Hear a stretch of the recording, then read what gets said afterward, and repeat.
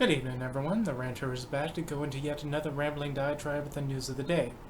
Now, I was going to do a rant because I was thinking about it for the last few days.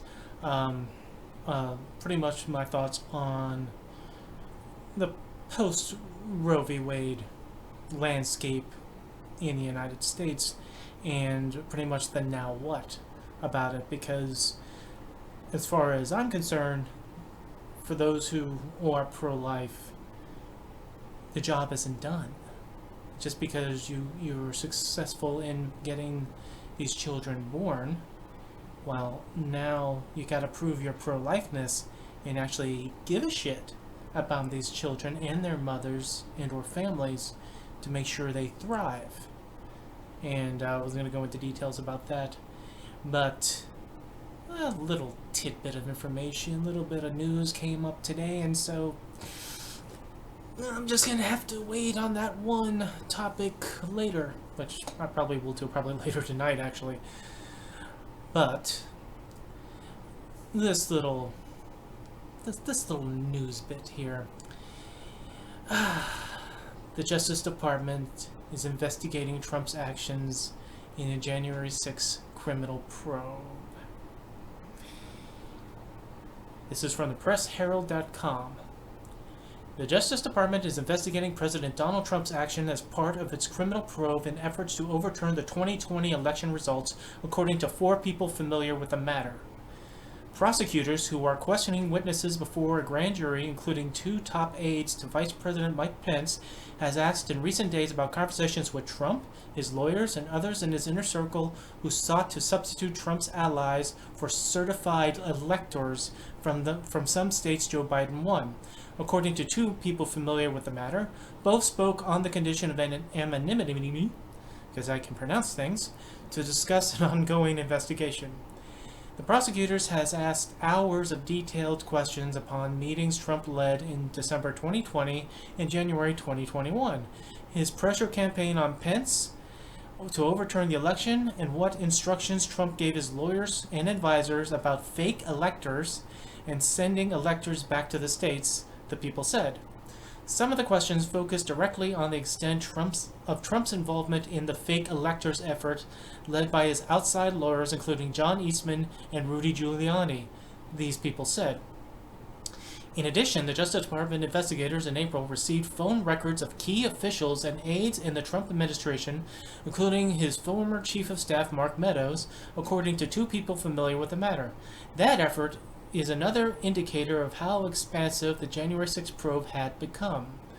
Well, before the high-profile televised House hearings in June and July on the subject. Well before. The Washington Post and other news organizations has previously written that the Justice Department is examining the conduct of Eastman, Giuliani, and others in the Trump's orbit. Both degree of prosecutors' interest in Trump's actions has not been previously reported, nor has a review of senior Trump aides' phone records. A Trump spokesman did not immediately respond to a request for comment. A Justice Department spokesman and a lawyer for Meadows both declined to comment. The revelations raised the stakes of an already politically fraught probe involving a former president still central to his party's fortunes, who has survived previous investigations and 2 impeachments long before January 6th investigation. Trump spent years railing against the Justice Department and the FBI. The investigation moving closer to him will probably intensify that antagonism. Probably. Federal criminal investigations are by design opaque, and probes involving the political figures are among the most closely held secrets at the Justice Department. Many end up criminally without criminal charges. The lack of observable investigation activity involving Trump and his White House for more than a year after the January 6th attack has fueled criticism, particularly from the left, that the Justice Department is not pursuing the case aggressively enough.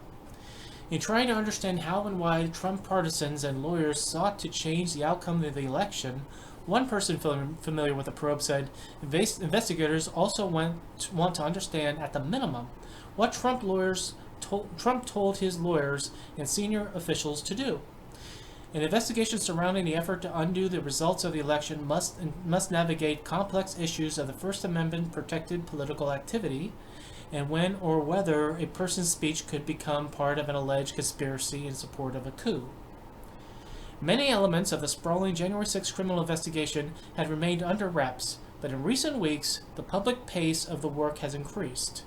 With a fresh round of subpoenas, search warrants, and interviews, Pence's former chief of staff Mark Short and lawyer Greg Jacob appeared before the grand jury in downtown Washington in recent days, according to the people familiar with the investigation. The Justice Department efforts are separate from the inquiry underway at the House Committee, which sought to portray Trump as responsible for inciting the Capitol riot and for being derelict in his duties for refusing to stop it. Both Short and Jacob have testified before the committee, telling lawmakers that Pence resisted Trump's attempts to enlist him in the cause. Unlike the Justice Department, the House panel does not have the power to launch criminal investigations or charge anyone with wrongdoing.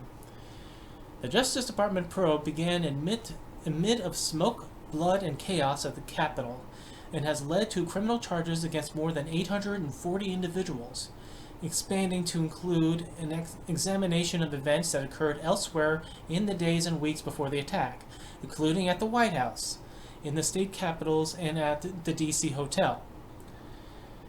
There are two principal tracks of investigation that could ultimately lead to additional scrutiny of Trump, two people familiar with the situation said, also speaking on the condition of anonymity, still can't pronounce, to discuss an ongoing investigation. The first centers on seditious conspiracy and conspiracy to obstruct a governmental proceedings, the type of charges already filed against individuals who stormed the Capitol on January 6 and on two leaders of far-right groups, Stuart Rhodes and Henry Enrique Tarrio, who did not breach the Capitol but were allegedly involved in planning the day's events. The second involves potential fraud association with the false electors scheme or with pressure Trump and his allies put on the Justice Department and others to falsely claim that the election was rigged and votes were fraudulently cast.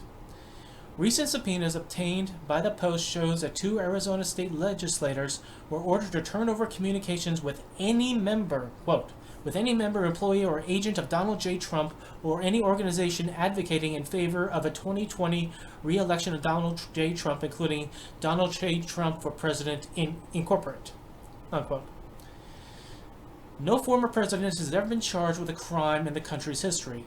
In cases where the investigators found evidence suggesting a president engaged in criminal conduct, as with Richard Nixon and Bill Clinton, investigators and successive administrations concluded that it was better to grant immunity or forego prosecution. One goal was to avoid appearing to use government power to punish political enemies and assure the tradition of a peaceful transfer of power.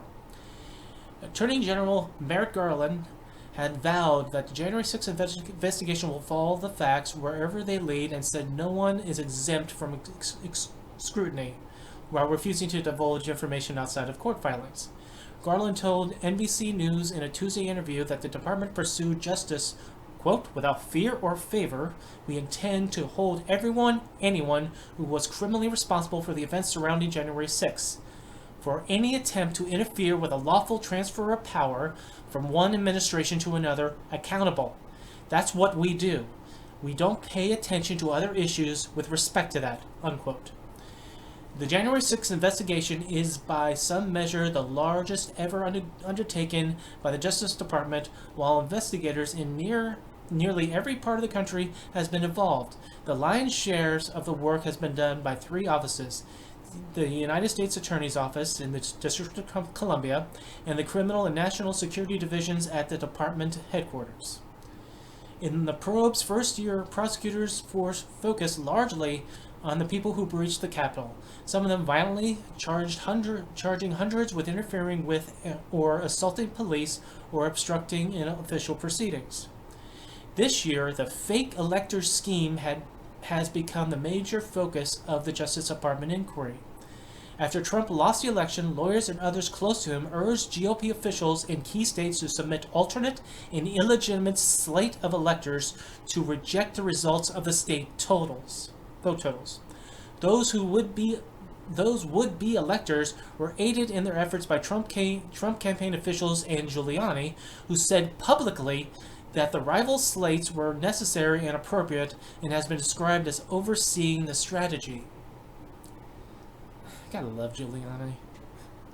Last month, federal agents fanned out in multiple states to serve grand jury subpoenas, execute search warrants, and interview witnesses, a significant escalation of overt investigative activities. As part of that effort, agents searched Eastman's electronic devices and conducted a search at the home of Jeffrey Clark, a former Justice Department official who enthusiastically embraced some of Trump's last-ditch efforts to stop Biden from becoming president.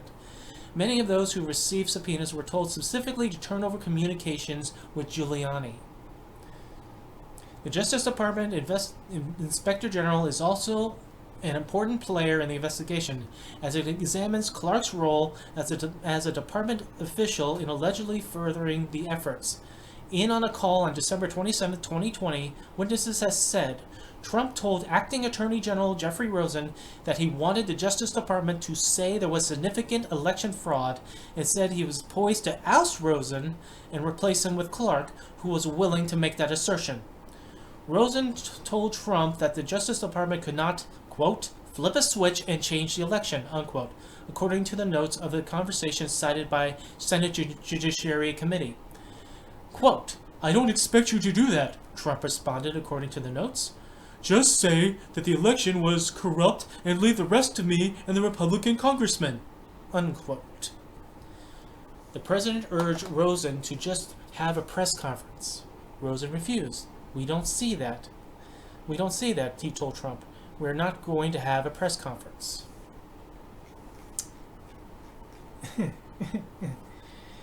Now,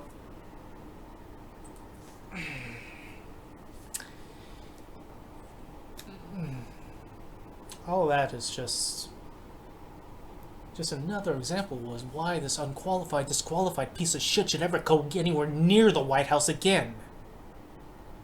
Or any of his minion gerbils who was trying to push this shit. Now, if you pay attention to any of the January 6th committee hearings, and you're seeing from the political aspect of what was going on or about from late December of 2020 into January 2021, when their schemes were not fulfilling themselves legally, when, you know, they tend to notice that they've been losing their court cases from 60 out of 61 of their court cases, that the lawyers involved in the White House were trying to tell them that this is a no-go, and as much as all the hair on fire shit that Trump wanted to do, that they're trying to tamp down. When all that was ending, that's when we started seeing, you know, the tweet upon, you know, let's get everybody together on January 6th. It's going to be wild. And that's when we see the little minions at the Donald.com that was throwing out the revolutions. And you see all the comments on Donald.com of, you know, what they were going to do, you know, kick ass, take names, blood in the streets. You know, they're coming after Pelosi, they're coming after Schumer, coming after AOC, all that shit.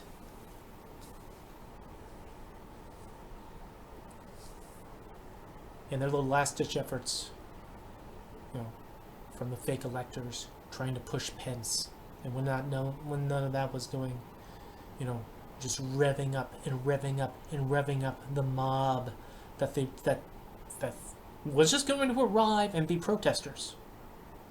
But they wanted them to be a mob. They wanted them to walk down to the Capitol and stop the certification physically. That's what Trump wanted. In the last committee hearing that we saw, they showed the outtakes of Trump, you know, doing his speech the day after, and some of the lines in there he didn't want to say. He didn't want to say the election was over.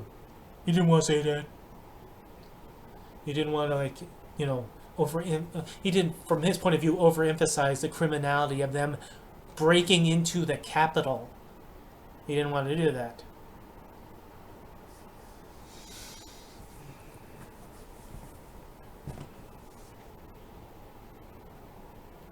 And just when you think that all this stuff is old news, it's not. We find out days ago, that Trump was still trying to force officials to decertify the vote 2 years later. 2 years later, while the January 6th committee hearings are going on. Bear with me. I'm going to go find this shit. Because I want to make sure, because I don't want to say, the wrong state or anything. So, listen to me while I type. Type.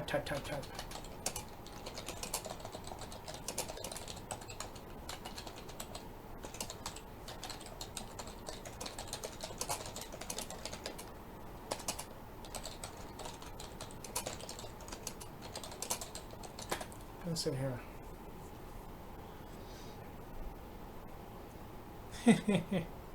Okay. Alright. This is from 8 days ago. CNBC. Trump urges Wisconsin Assembly Speaker in July to just certify Biden's 2020 election win. Published July 19, 2022. 2 years, a few months afterwards. Former President Donald Trump this month called Wisconsin Assembly Speaker Robin Vos and urges him to decertify President Joe Biden's 2020 election win in that state, Vos said in a new interview Tuesday. It's very consistent. He makes the case, which I respect, Vos told WISN TV 12 News in Milwaukee. He would like us to do something different in Wisconsin, I explained. That it's not allowed under the Constitution, Vos said. He has different opinion.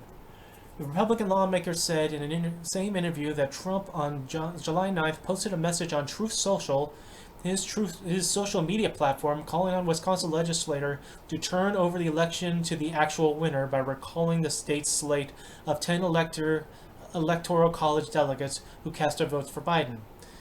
Vos has consistently said that his state legislature does not have the authority to rescind the votes of a slate of electors, despite the claims by some GOP lawmakers that it does. One of those Republicans, State Representative Timothy Ramthun, submitted a resolution calling on the state's legislature to reclaim those electors. Biden defeated Trump by a margin of 49.4% to 48.8%, or fewer than 21,000 votes in Wisconsin. Vos's interview comes 2 days before Thursday's scheduled public hearings to the U.S. House Select Committee that is investigating the January 6, 2021 Capitol riots by a mob of Trump supporters. The incident began after Trump falsely, after Trump falsely claimed for weeks that he had actually won the 2020 election and that Biden's victory was based on ballot fraud. Riot erupted for hours at the certification of Biden's Electoral College win by a joint session of Congress. Biden defeated Trump by a margin of 306 to 232 votes in the Electoral College. A special grand jury in Georgia is collecting evidence and testimony as part of an investigation to whether Trump and his allies committed crimes in an effort to get officials there to overturn Biden's 2020 win in that state.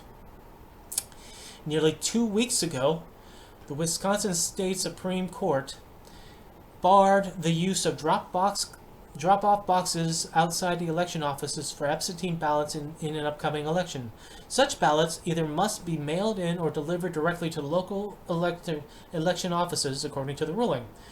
Trump had claimed, without evidence, that such drop boxes were used in Wisconsin to fraudulently swing the election to Biden. After speaking with Vos, Trump posted a message on Truth Social that called the speaker a longtime professional rhino. Republican in name looking, always looking to guard his flank, who will be doing nothing about the amazing Wisconsin Supreme Court decision. the Democrats would like to sincerely thank Robin and all of his fellow rhinos for letting them get away with murder, a rigged and stolen election, Trump wrote. Yeah. That was 8 days ago. That wasn't, that wasn't last year. That wasn't during the election. That wasn't just after January 6th. That wasn't after the certificate. That was a couple days ago. 1 week plus 1 day. And then we hear during the January 6th committee hearings, after the same one that Casey Hutchinson testified to, at the very end, they found out that Trump or Trump allies were messaging potential witnesses. And then, a day later, or the next committee hearing later, one of these witnesses received a phone call from Donald Trump. He didn't pick up the phone, but Donald Trump called him. This person. Either after they testified or before they testified. Okay. Witness tampering. I'm sure that's going to be in this little criminal probe. In recent days, 4 people concerning a matter around Trump heard something to the effect that Trump said he needed to be president in order to get rid of these criminal probes. So, basically, right now, the only viable reason he wants to become president is not to help any of you, is to get rid of his legal troubles. I'm sure his ego demands him to become president again, and be president for life, if he was able to.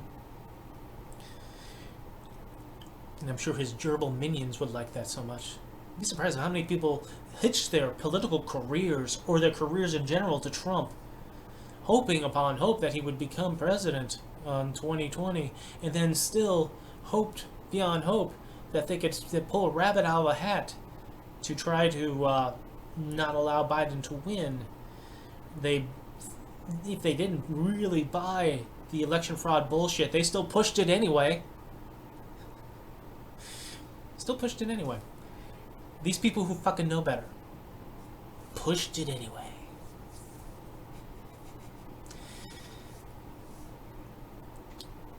Now, as investigations go, they come and go. That's fine. I'm a type of person that I'm not afraid of investigations for my political party, my political side. If someone did wrongdoing, and you believe it, investigate it. You can either prove that, yeah, they did something wrong, or prove that no, they didn't something wrong, and we'll look at you as why you accused them. Republicans are eager to start investigations after the midterms, if and when they actually get their majorities back. They want to investigate Hunter Biden. They want to investigate Joe Biden.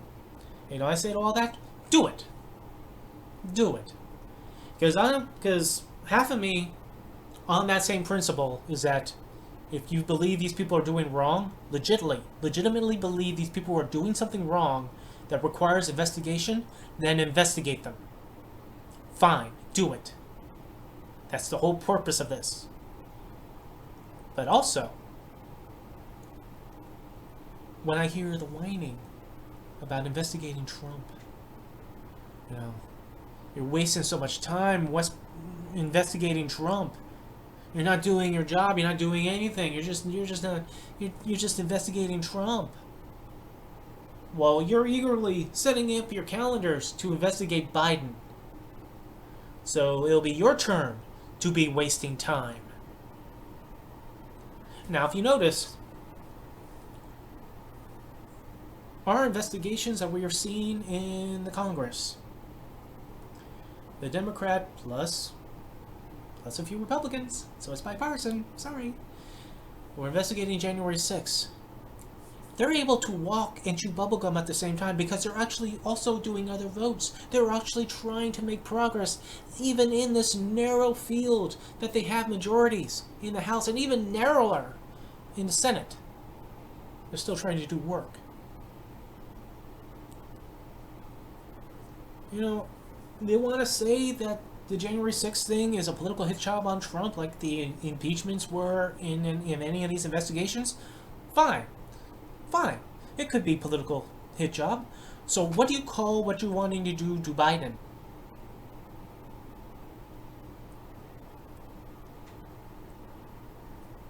Well, what is it?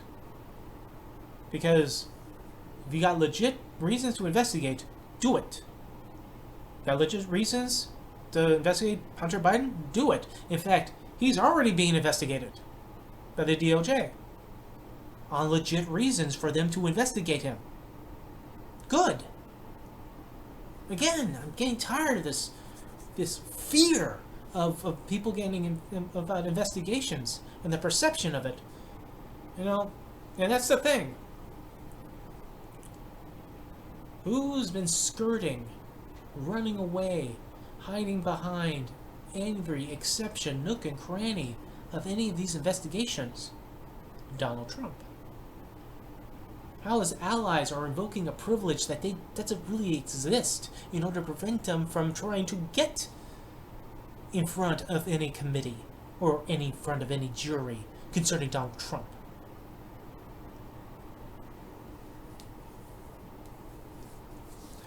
Steve Bannon, a few days ago, got convicted of 2 counts of congressional contempt. So while he's podcasting, talking about, oh, we better send 4,000 shock troopers into D.C. and do that whole destructing of the system, he may be going away for a little bit. Just a little bit. Not major. Not life. Not life-altering time frame. Depending on Steve Bannon. I mean, he still looks like a waterlogged, bloated plague victim wearing 3 shirts that is holding him together. But that's just another one of the facets of these things that are happening with this.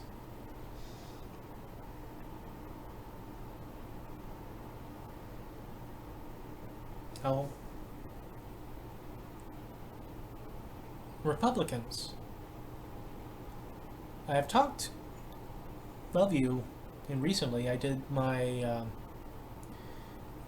my degeneration of American politics, and I did 2 videos. One on Democrats, because I'm going to be fair about this. Democrats have a lot of shit that they have to deal with, that they have to figure out, because they're playing, their political strategy is just weak and just and they are reactionary to other people who are controlling the narrative, as even though they should be the ones that are trying to take away the narrative and bring it back to some semblance of fucking reality and have other people react to them. But at the same time, they don't offer voters, what their alternative is, and I explained that on that video, but I also mentioned to my Republicans about the issues that they have, especially of those who keep hitching themselves to Donald Trump.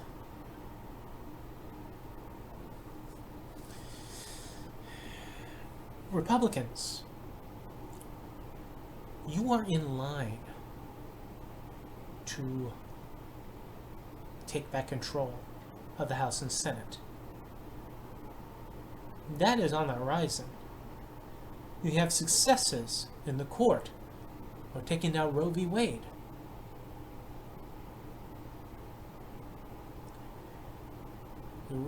Obviously, you're riding high on that. But Do you no longer care upon the perception, upon the nobility of your side of the aisle? Is stuff like family values, is that just the buzzwords that you throw out because you were fearful of the continuation of gay marriage? And want to curtail that too. We'll get that in the other video.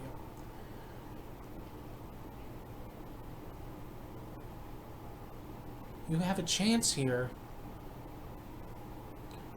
to unshackle yourself to the lodestone. Do you really want to be the party that is going to back someone who's now being criminally investigated by the Department of Justice on his actions, regardless upon the Capitol riot on January 6th? Really? Are you that craven and that irresponsible to your voters? As I said in my Republican video, where's the responsible people to like curtail the flights of fancy, the conspiracy theories? Where are the John McCains? Where have they gone, Joe DiMaggio? Our nation turns their lonely eyes to you. What's that you say, Mrs. Robinson? John McCain has left and gone away? Yeah, I'm paraphrasing this song, but still, it's kind of apt, isn't it?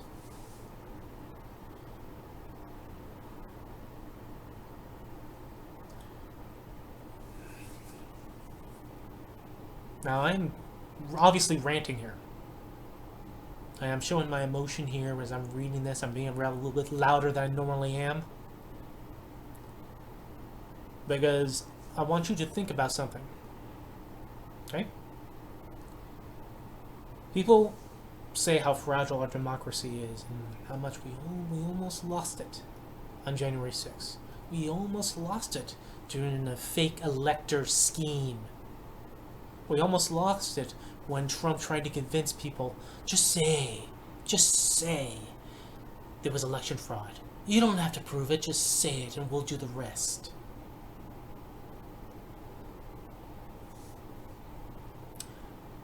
Our representative republic government, our democracy is attached to the representative republic.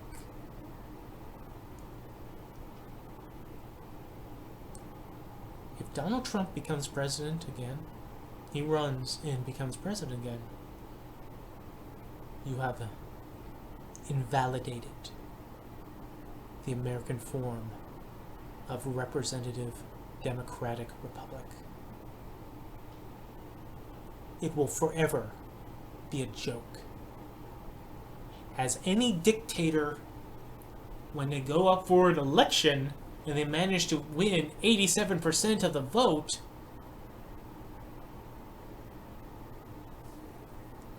any semblance of government after which is a joke. He is nothing but the dear leader, and the puppets, and the sycophants, those who hitched their star to him, hoped and prayed that he became a despot so they could keep themselves employed, because Lord knows, a lot of these people are realizing that post-Trump, they're not having much of a career anymore. That their only career, their only livelihood is Trump. Which is the way he likes it. He likes making sure people were beholden to him, so they were loyal to him because their livelihood is at stake to defend him, to protect him, and oftentimes to prop him up.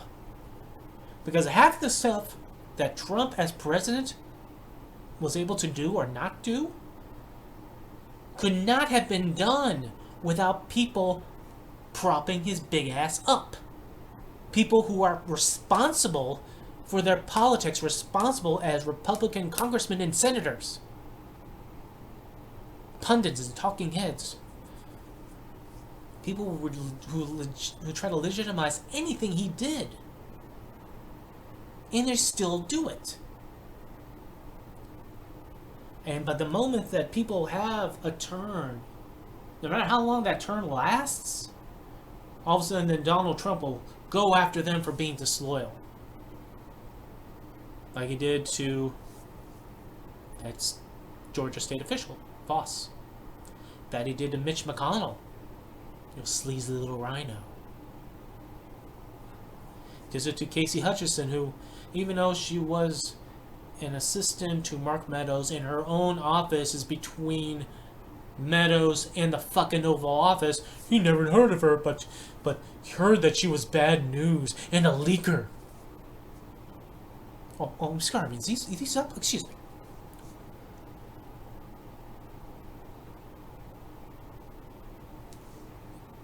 People want him to become president again. For all the stuff that he has done. That will be the end of our democracy. I know that sounds dramatic, but hear me out on this. The democracy from 1789 to 2024, that will be the end. That will be the end of the American experiment up to that point. Anything that comes after it, if there's an America left that comes afterwards, will be a new paradigm. Will have to be something completely new.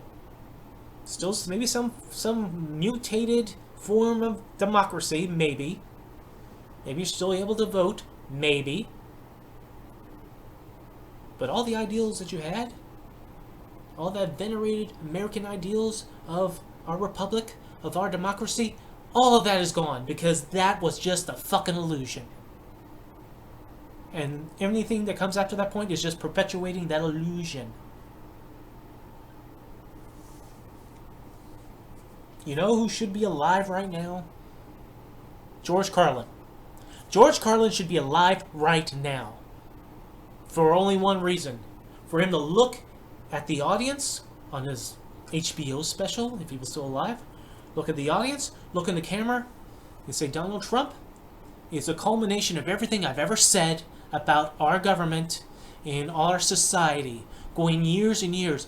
George Carlin would say, I told you so, on how this is slanting in this direction of how our government is. George Carlin didn't pull no punches, and he had no favoritism. He went after left, right, center. He went after government. Because he's seen government from his lifespan. He's seen how the government has fucked over the American people in one way or another. Sometimes when he brings it out, it's just for jokes and just for laughs. Sometimes it is jokes, it is funny, but it also makes you think. And through the humor, he's trying to implore to you what is wrong. Unfortunately, George Carlin died in 2008. He didn't even live to see Barack Obama be president. And knowing George Carlin, he'd probably land-based Obama too. He had no favoritism for anybody. And George Carlin would probably had nailed Obama for the border too. George Carlin would have publicly nailed Obama as a deporter-in-chief, as he would have nailed Trump on the border, and would have nailed Biden at the border.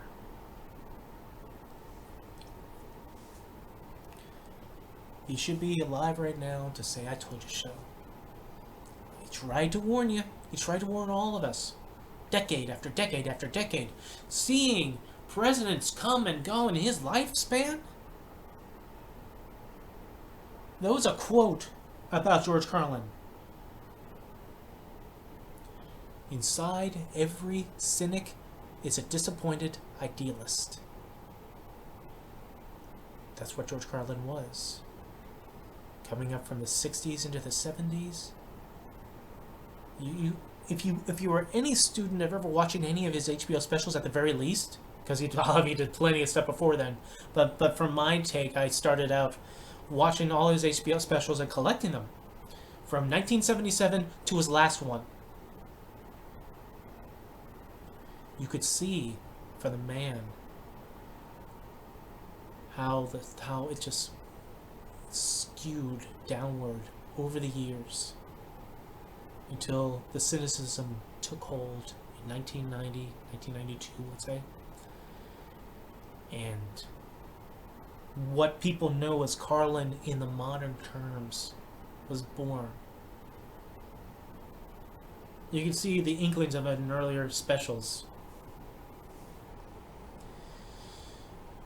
But this would have been the perfect time for him.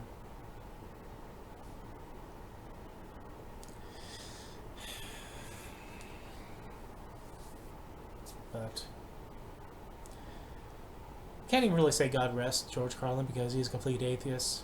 You know, I would personally like to believe that he's in heaven regardless of his atheism, because I think it would be kind of funny for him to be in heaven, for him just to be pissed off that a heaven exists. He's like, God damn it.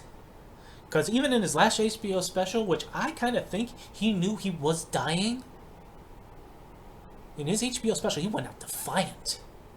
Defiant of death. His first segment was about death. About the afterlife and what people say about when people die.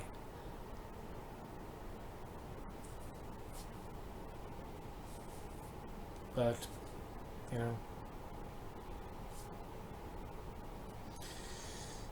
Sorry for the, side tangent rant on George Carlin, but really, again, he would have said, I told you so.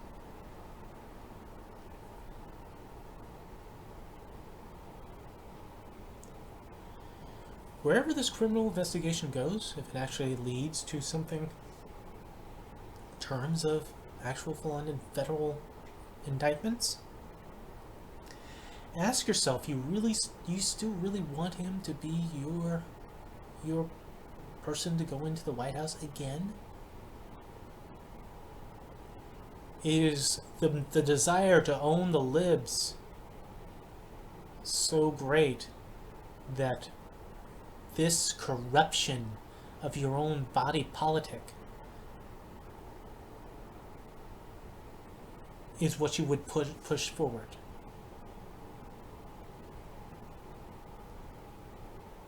You know,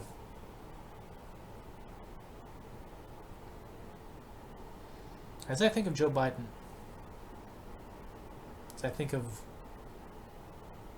what he has not done, primarily at the border. Even that he ran against Trump and pointed Trump out for the stuff that was going on the border under his watch. He perpetuated some of Trump's activities. Did nothing to approve the matter. Some cases are making it worse. But then again, I get frustrated at the hearing about individuals of the right. See, I always try to make sure I say individuals. I don't try to land-based everything on one side or another because I think that's fucking lazy. Oh, the left this. No, individuals on the right. Pay attention. Individuals on the right who complain about the border and everything that's going on at the border, or the humanitarian issue at the border that they seem to recognize after January 20th, 2021. All of a sudden, oh my God, look at the stuff that's happening at the border. I don't buy that shit from you. Because Biden's not doing anything different than Trump was doing. So spare me. But because he's not doing anything different, because he's not expediting things better, you send his VP out to say something bullshit, it's just don't come here. Oh gee, thanks. And for a myriad of other reasons. I don't think I will, because I have to say I don't think, because I can't definitely say, because never say never, but I don't see myself voting for Biden. Again. I suggested that the one reason why I would vote is if Trump and his bloated god-awfulness was going to run again. Which apparently he has to now, because that's the only way he's going to escape prosecution. If that's what you want him to do.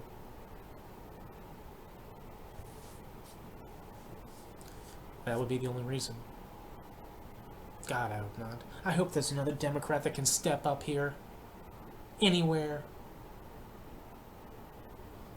As I'm recording this, I'm remembering watching one of the presidential debates, the Democratic presidential debates. And I was watching along with Vin and Sori from Middle America. Me and him have our differences, but he's still a good guy. He's a good family. And no matter where we disagree, they're good people. Okay? This politics fucks things up, don't they? Anyway, during the debates from all the Democrats, we were talking about the border and what they wanted to do border, what they wanted to change about the border, or the border policies that Trump was doing, that Bernie Sanders was there. I had made a point that, you know what they should do at the border? Hire more immigration lawyers, immigration judges, and expedite those who are already in line. Why didn't any of them suggest that on that panel of Democratic candidates? Why not? Why me, a schmuck, a dumbass over here, can actually come up with that idea? Because we have so many people in line legitimately wanting to come in. And you have so few lawyers, so few judges. Trump specifically did not want to hire any. He just wanted to build a wall and demonize the people on the other side. Make his little gerbils demonize them on the other side. Lindsey Graham going down to one of the detention centers, seeing these people behind cages, doesn't give a shit. They could stay there for 400 fucking days for all he cared. And then, but January 20th is all a humanitarian crisis. Fuck all of you. Not all of you, but, you know, those you know you're talking to. Those. Everyone else, you're cool. Yeah, spare me that righteous bullshit. But none of the Democrats mentioned that. Get the people who are already in line. Don't get them, expedite their court cases. Have them pass or fail by the merit. Allow them to come in if they're able to. If not, let them go. Then move on to the next case. Stop dragging your fucking feet and making it a crisis. Making people desperate. That's why they hop the border. And I love... The other thing I love about this, especially about the border, especially Republicans are considering Joe Biden, is when we stop trucks carrying drugs at the border, and then they blame Biden. Why?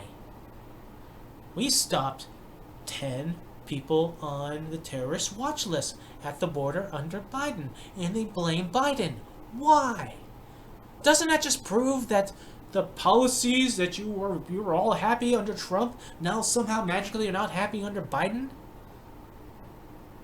Are working? Oh no, there was drugs at the border. They didn't get in, did they? Well, 10 of this terrorist watch list was at the border. They did not get in, did they?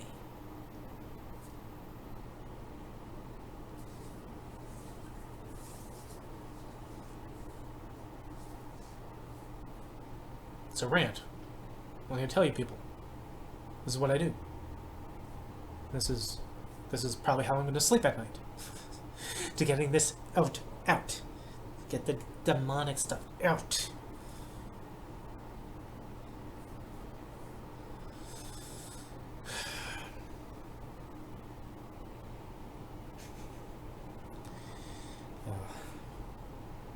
You know, it was so much simpler back in the day, back in the 90s, when it was just Republicans versus Democrats. You know, Democrats want to spend all the money, lock us down in all these regulations because Lord knows I want to pollute my local creek with byproduct shit from, because I don't want to save money, eh? And everything the Republicans ever want to do is just tax cut, tax cut, tax cut. That's all they want to do. What are you going to do with that? Such a tax cut? What about this problem here? Tax cut. What about that problem there? Tax cut. Remember that? Remember that was simple back then? I mean, I was a teenager up until 1998, then I turned 20, but still, a little bit more, a teeny tiny bit more simpler, I guess.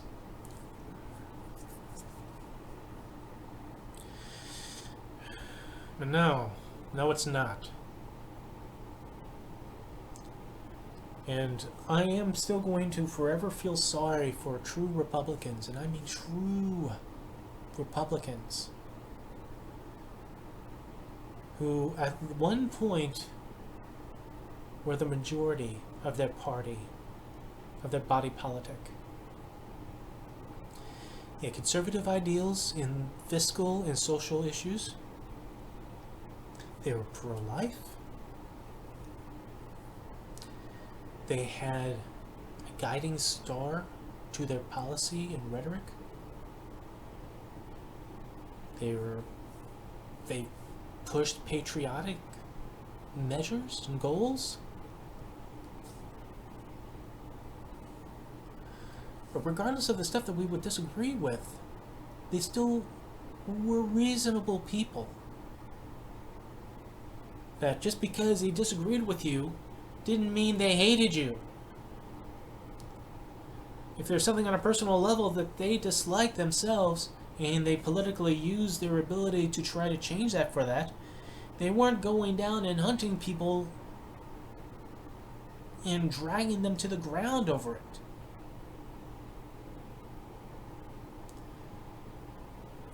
They understood the concept of responsible governance. They understood the concept of compromise.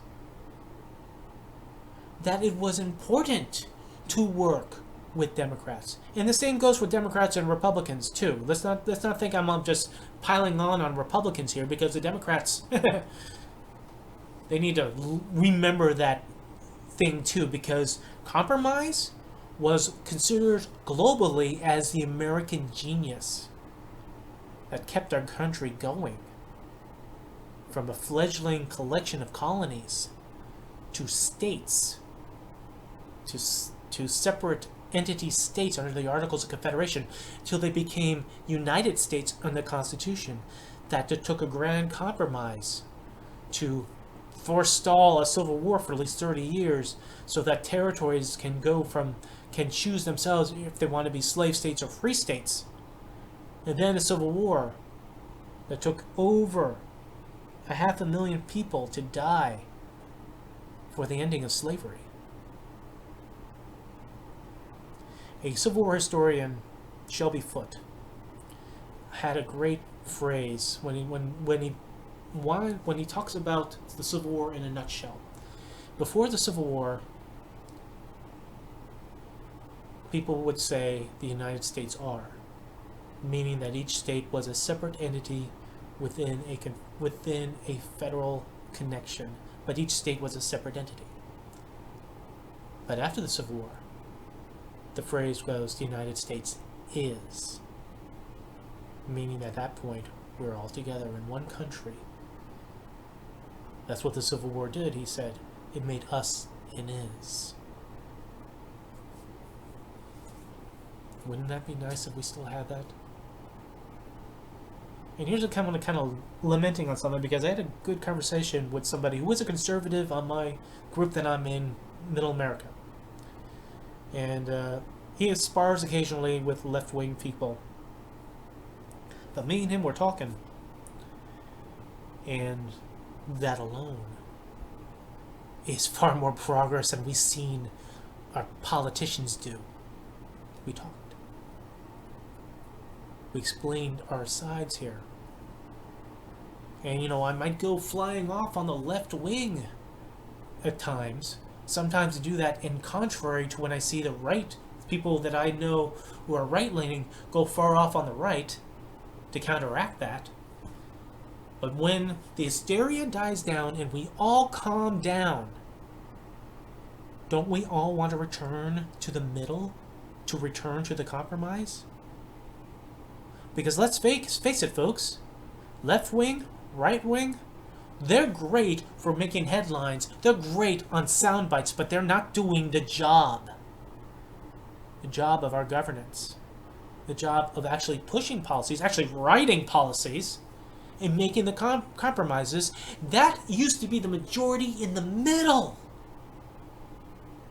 The majority was the middle. Moderates, centrists, whatever the fuck you want to call them. They were the ones that pushed policy. They're the ones that made the compromises. And what is my definition of a compromise that I've said over and over and over again? I come with a proposal. You come with a counter-proposal. We argue it back and forth. Then we make concessions. I give up something. You give up something. But I still gain something. You gain something. We both agree. We take the steps forward into progress for either side.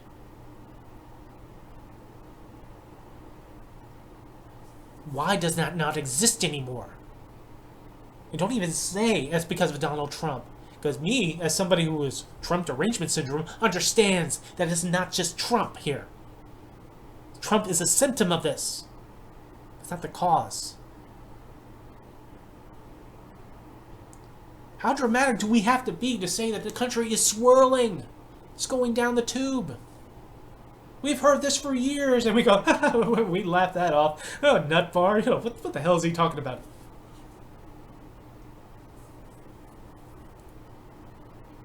For years, people warned us. They warned us, and we didn't listen. I've said this too. 20 years from now, the next generation of people are going to rise up. They're going to look at us. They're going to look at the history of the past 20 years from their point of view and go, what the hell were you doing? Why were you doing this? Why were you not there to stop this? You had the ability. You had the vote. You had the will, didn't you? And what are we going to tell them? That no, we did not have the will? That we were too busy on our phones? We're too busy arguing on social media bullshit? That blinds us over the facts? One of the things that I always constantly say during the Trump administration, especially when there's like one scandal after another scandal that was coming up, Trump would do this thing where he would just have you, hey, pay attention to this. Pay attention to this thing right here. Don't pay attention to this. This over here? No. Don't pay attention to that. Pay attention to this. And when this reached critical mass of this bullshit, and then it's like, no, don't pay attention to this. To this one. Oh, you should really pay attention to this. And this over here, don't even pay attention to that. That was yesterday. Who fucking cares about that?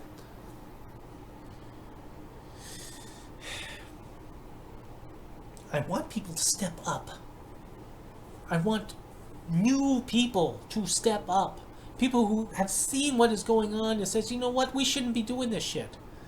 But my fear in this is that they're going to take the examples of Trump, they're going to take the examples of Biden and the Democratic Party, of their inability to be cohesive in anything, and then they're just going to make it worse. Because these are the examples. And well, you know, if that was successful for them, and little incidents of violence, of little one lone wolf bullshit gun nuts who go out there and kill mass murder because of a political manifesto, because they're going out there, you know, to make America great again, whatever the bullshit. Then that's just going to get worse and worse and worse and worse, because that's all being encouraged. Encouraged maybe not by word, but by action, or worse, by inaction.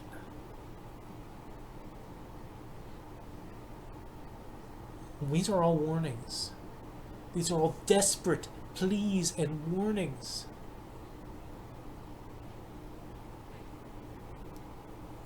Trump's campaign ads for himself, or at least the ones that he gets donor money.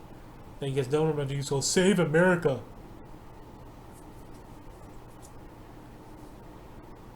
Don't save America for him.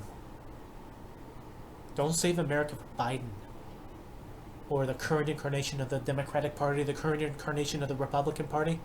Save America for yourselves. For what you want, for yourself, for your family, for your children, for your friends. I mean, I'm not going to presume to know that everybody is the way that I am, or in terms of trying to treat everybody with a basic human respect to, like, if, you know, because let's face it, as a cis, hetero, white male, even if the Republicans take over, I'm the least affected by any of this. I know this. I hate to break it like that, but there's so many people who are going to get hurt. Going to get callously hurt by people that've been wanting to hurt them for years and just didn't have the power to do so. And now they'll get to. Then they'll clink their champagne glasses in yet another victory. Another way to curtail another right. Curtail another right. And where does it end? Because it doesn't end with Roe v. Wade. And it's not going to end on the next tragedy. On the next one.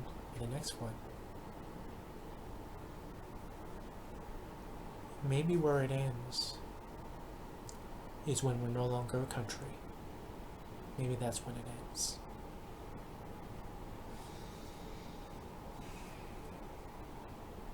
The ranter rants because the urge to rant is always rising.